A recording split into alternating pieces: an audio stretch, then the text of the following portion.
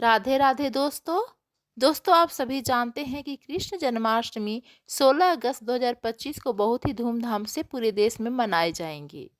दोस्तों, कृष्ण जन्माष्टमी के शुभ अवसर पर हमने कृष्ण भगवान जी के जन्म की कथा, पुतना का वध, कालिया नाग का उद्धार, 3 कथाएं अपलोड की है अपने चैनल पे।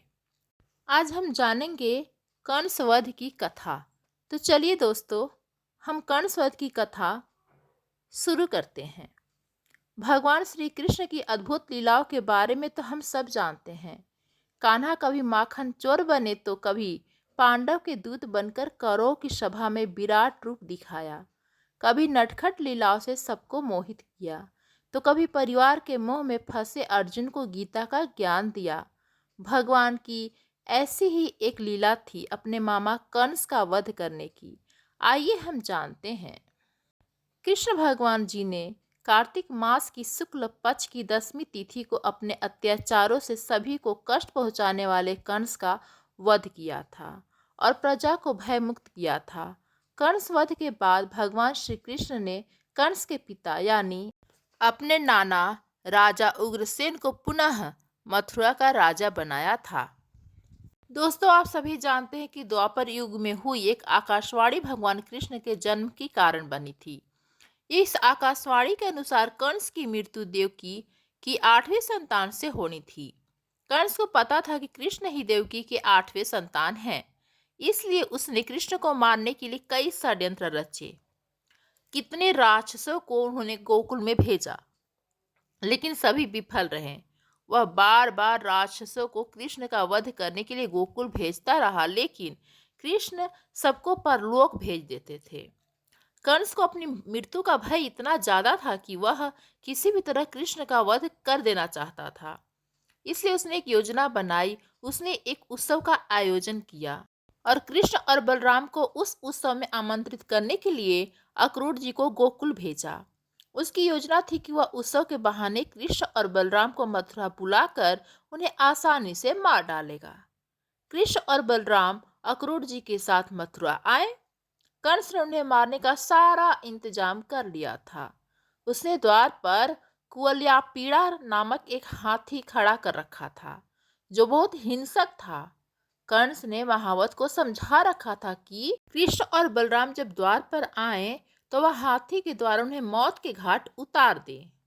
कुछ देर बाद जब कृष्ण बलराम द्वार पर पहुंचे तो देखा कि रास्ते में एक हाथी खड़ा है। कृष्ण हाथी के पास गए और उसकी आंखों में गौर से देखने लगे, लेकिन हाथी उन्हें अपनी सूंड से मारने की कोशिश करने लगा।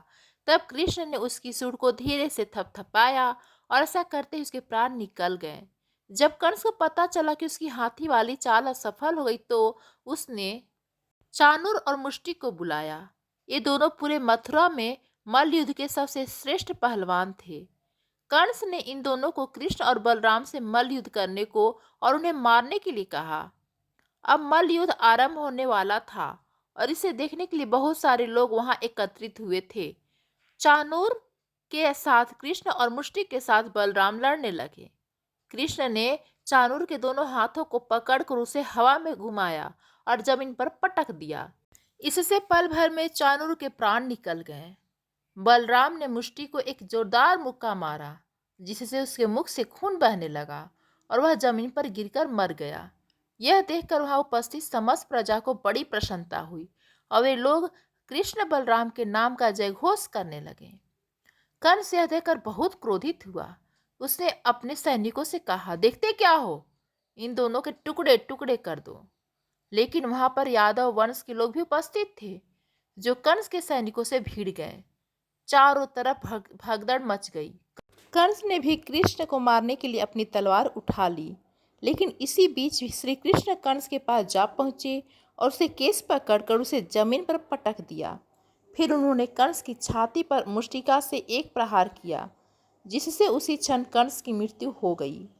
इसके बाद श्री कृष्ण ने उग्रसेन, जो कंस के पिता थे, उन्हें पुनः मथुरा का राजा बना दिया और अपने माता पिता को भी कारागृह से मुक्त कराया। जिस दिन कृष्ण ने कंस का वध किया था वो कार्तिक माह के कृष्ण पक्ष की 10वीं तिथि थी, जब से इस दिन को कंस वध के रूप में मनाया जाने लगा। तो यह थी कंस वध। से जुड़ी कथा।